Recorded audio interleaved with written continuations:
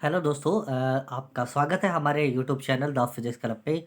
आज हम आपके लिए लेके आ रहे हैं बिहार बोर्ड सैम्पल पेपर, जिसको हम लोग मॉडल पेपर भी बोलते हैं। उसके 2 नंबर के क्वेश्चंस और बहुत सिंपल आसान भाषा में सटीक आंसर देखेंगे।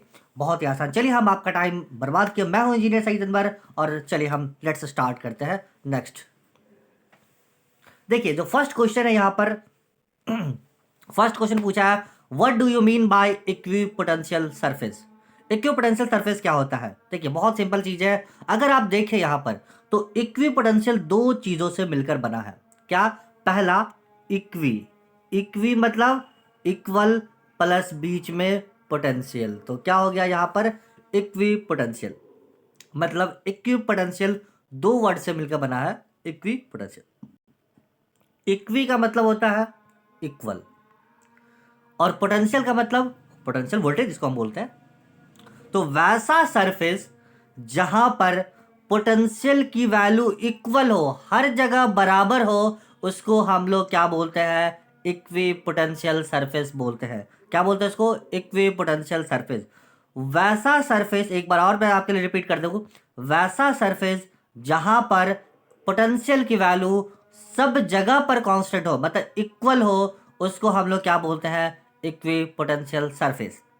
या इन अदर वर्ड्स, अगर दूसरे भाषा में अगर हम देखें तो potential difference between any two points on an equipotent surface is zero. देखिए, जब भी क्या बोला है, पोटेंशियल की वैल्यू हर पॉइंट पे बराबर होगी। जब बराबर होगी इसका मतलब दोनों के पोटेंशियल डिफरेंस अगर निकाले जाए तो ऑफ कोर्स जीरो होंगे। तो अगर सबसे पहला क्वेश्चन, बहुत सिंपल क्वेश्चन है, इक्विपोटेंशियल सरफेस क्या होते हैं, तो आप बता सकते हैं बहुत ही आसान भाषा में, बहुत ही सटीक। वैसा सरफेस जहां पर पोटेंशियल की वैल्यू सब जगह बराबर होती है, तो उसको हम लोग क्या बोलते हैं? Equipotential surface.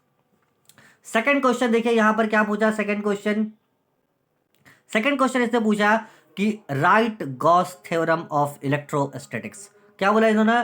Right the Gauss theorem of electrostatics. Gauss theorem क्या होता है? देखिए, गॉस थ्योरम आप पढ़ेंगे फर्स्ट चैप्टर में, ये है। तो गॉस थ्योरम ने क्या बोला कि अगर मान लीजिए कोई क्लोज्ड बॉडी है, क्या है ये? कोई क्लोज्ड बॉडी है, ठीक है, कोई क्लोज्ड बॉडी है, और इस क्लोज्ड बॉडी पे प्लस क्यू चार्ज है, ठीक है, कोई क्लोज्ड बॉडी है यहां पर और इस पे प्लस क्यू चार्ज है। तो गॉस थ्योरम ने क्या बोला, या गॉस का स्टेटमेंट क्या बोला कि इससे इससे जितना भी इलेक्ट्रिक फ्लक्स पास होगा, इससे जितना भी इलेक्ट्रिक फ्लक्स पास होगा, वो तो 1/E∁0 होगा total charge enclose by the body. मतलब जितना फ्लक्स, अगर मान लीजिए यहां से 5 फ्लक्स पास हो रहा है, नंबर ऑफ फ्लक्स जो है इससे 5 पास हो रहा है, तो इन्होंने क्या बोला गॉस थ्योरम ने? 1/E∁0 इंटू टोटल चार्ज कितना? क्यू। तो क्यू अगर मैथमेटिकली देखें आप यहां पर, तो 5E, this is number of electric flux, is equal to Q/E∁0। E∁0 तो आपको पता ही है, relative permittivity of free space. तो गॉस थ्योरम बहुत ही सिंपल। देखिए, कभी कभी लैंग्वेज ऑब्जेक्टिव में भी ये क्वेश्चंस आ जाते हैं। ऑब्जेक्टिव में क्वेश्चंस कैसे आते हैं? इस फाई ई को, जो हमारा इलेक्ट्रिक फ्लक्स है, उसको कभी कभी ऐसे डिनोट कर देता है, vector E dot D S, close interval, vector E dot vector D S. तो इसको हम लोग क्या बोलते हैं? इलेक्ट्रिक फ्लक्स भी बोलते हैं इसको भी। तो ऑब्जेक्टिव में अगर इसकी वैल्यू दे दे आपको Q/E∁0, तो आप बिल्कुल घबराइएगा नहीं कि ये क्वेश्चन क्या है। बहुत ही सिंपल, बहुत इजी होता है। कभी कभी डायरेक्ट ये फाई ई की वैल्यू दे देता है यहाँ पर, कभी कभी ये नॉर्मल सी वैल्यू दे देती है आपको, कि इजी है आपको सॉल्व करना। तो सो आपको ये बात समझ में आएगी कि पोटेंशियल सरफेस क्या होता, गॉस थ्योरम क्या होता, ठीक है। So next, move on next.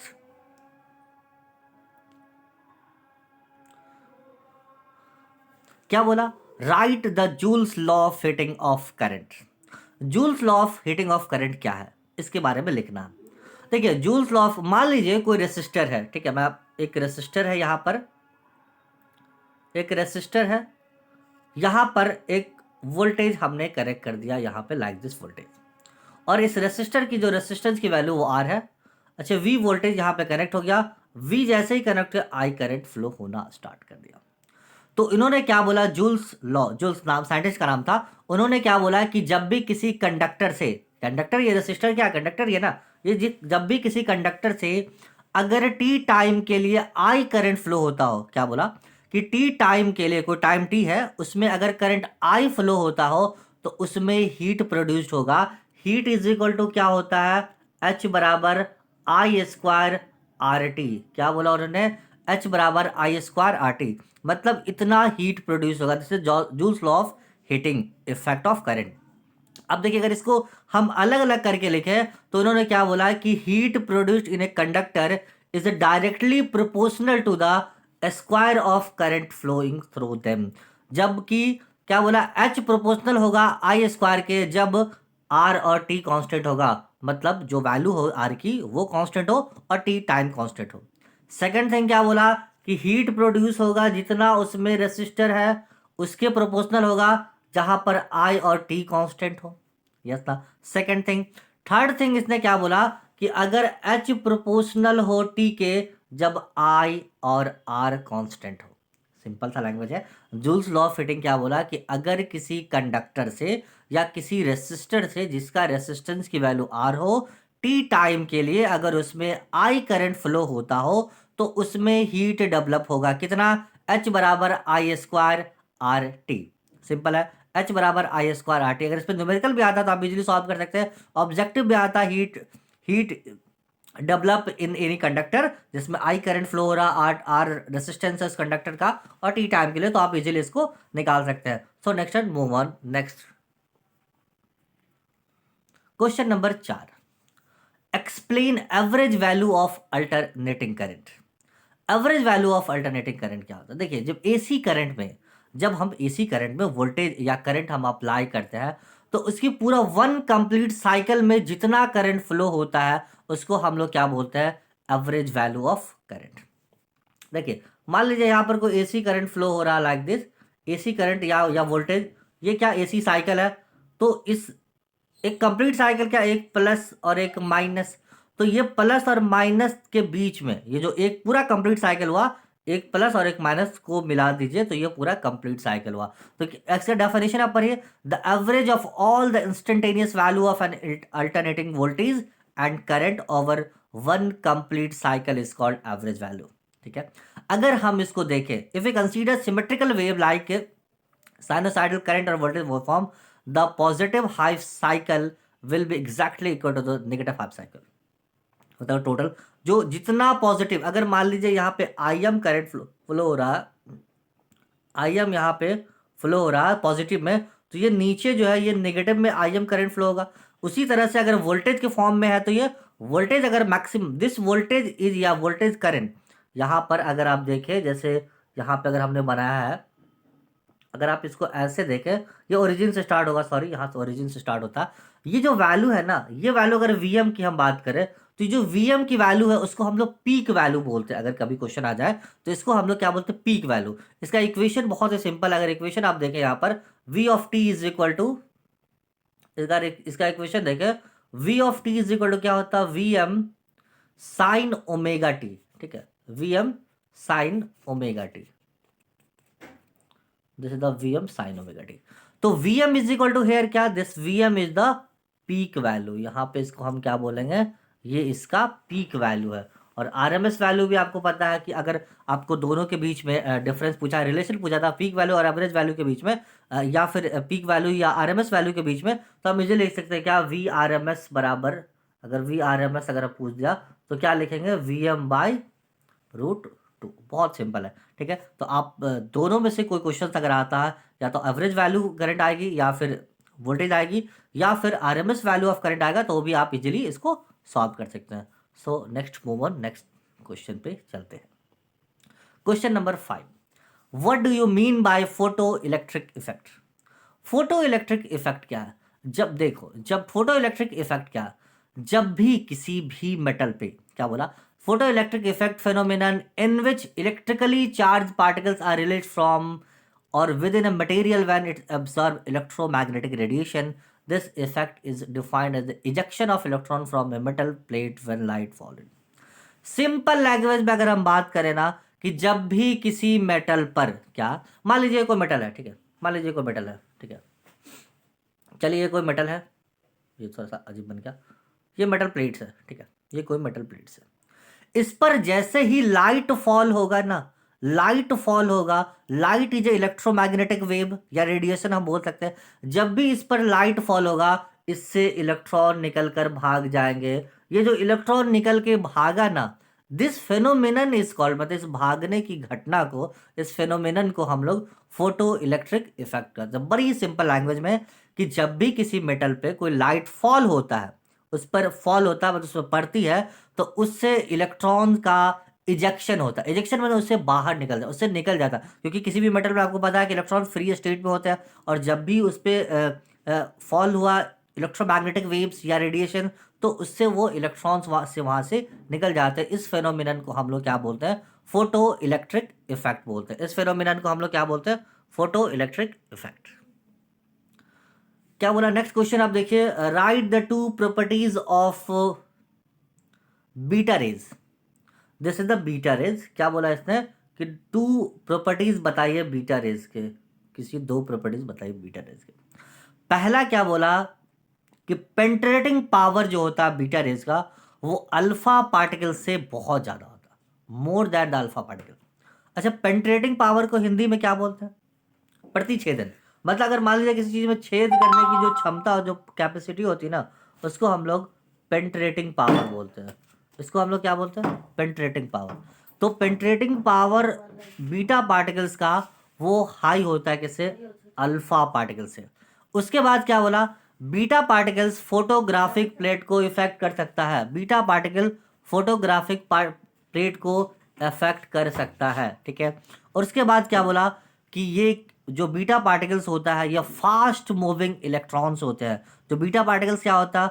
Fast moving electrons होते हैं, जो कि किसी भी एटम के न्यूक्लियस से ये एमिट होते हैं। तो बहुत ही सिंपल है, emit emit from the nucleus. First one is beta particles are the fast moving electrons emitted from the nucleus of an atom. Second क्या बोला? Penetrating power of a beta particle is more than that of alpha particle.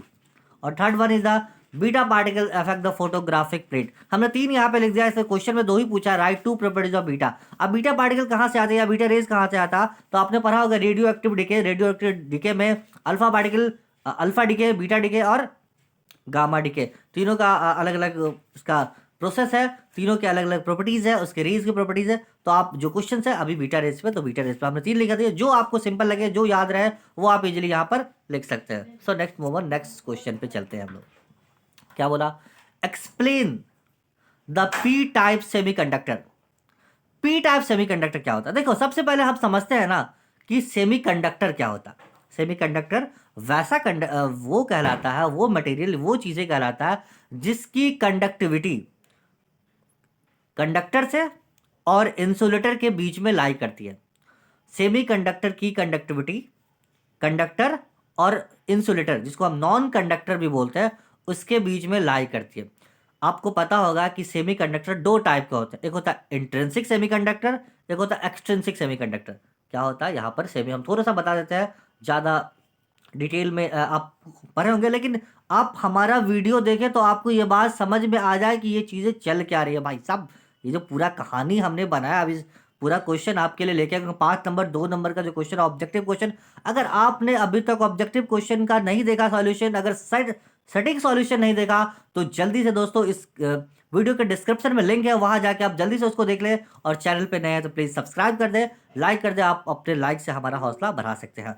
तो उन्होंने क्या बोला, semiconductor के बारे में बता रहे थे। तो सेमीकंडक्टर दो टाइप का होता है, एक होता है इंट्रिंसिक सेमीकंडक्टर और एक होता है एक्सट्रिंसिक सेमीकंडक्टर, ठीक है। इंट्रिंसिक से क्या होता है? वैसा सेमीकंडक्टर जो प्योर स्टेट में होता है, उसको हम लोग इंट्रिंसिक सेमीकंडक्टर बोलते हैं। एक्सट्रिंसिक क्या होता? वैसा सेमीकंडक्टर जो इम्प्योर स्टेट में होता है, उसको हम लोग एक्सट्रिंसिक सेमीकंडक्टर बोलते हैं। तो उसी एक्सट्रिंसिक दो टाइप के होते हैं, पी टाइप। अगर एक्सट्रिंसिक जो इम्प्योर होता है, उसी का जो टाइप होता है पी टाइप और एन टाइप। यहाँ पे क्वेश्चन पूछा है क्या? P type semiconductor. तो वैसा सेमीकंडक्टर जिसमें इम्प्योरिटी किसकी हो? ट्राईवैलेंट इम्प्योरिटी ऐड किया गया हो, किसमें? इंट्रिंसिक सेमीकंडक्टर में या प्योर सेमीकंडक्टर में, उसको हम लोग पी टाइप सेमीकंडक्टर बोलते हैं, ठीक है। और अगर एन टाइप सेमीकंडक्टर यहाँ पे पूछता, तो एन टाइप सेमीकंडक्टर के लिए हम बोल सकते थे कि N type semiconductor is the type of semiconductor, उसमें क्या होता है? पेंटावैलेंट इंप्योरिटी ऐड किया जाता है।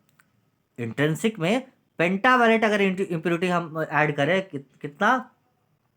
पेंटावैलेंट। पेंटावैलेंट अगर हम इम्प्योरिटी ऐड करें तो पेंटावैलेंट इम्प्योरिटी ऐड करने की वजह से जो सेमीकंडक्टर बनता है वो एन टाइप सेमीकंडक्टर होता। और ट्राईवैलेंट इम्प्योरिटी ऐड करने से यहाँ पे देखो, when the trivalent impurity is added to an extrinsic conductor या प्योर कंडक्टर, इसको हम लोग क्या बोलते हैं, पी टाइप सेमीकंडक्टर। जनरली जो हम इम्प्योरिटी यूज करते हैं वो क्या, सिलिकॉन और जर्मेनियम हो जाता है प्योर टाइप में। तो ट्राईवैलेंट इम्प्योरिटी का कुछ नाम है क्या, बोरोन, गैलियम, एल्यूमिनियम, और ये सारे हैं जो कि आपको ट्राईवैलेंट इम्प्योरिटीज है। करेक्ट ना। तो दोस्तों आज का सेशन आपको कैसा लगा, आप हमें जरूर कमेंट्स में बताएं। और अगर कोई डाउट्स इसमें है, जो अभी क्वेश्चन नंबर 7 तक, फर्स्ट से लेकर 7 तक हमने डिस्कस किया, ये 2 मार्क्स के क्वेश्चन थे।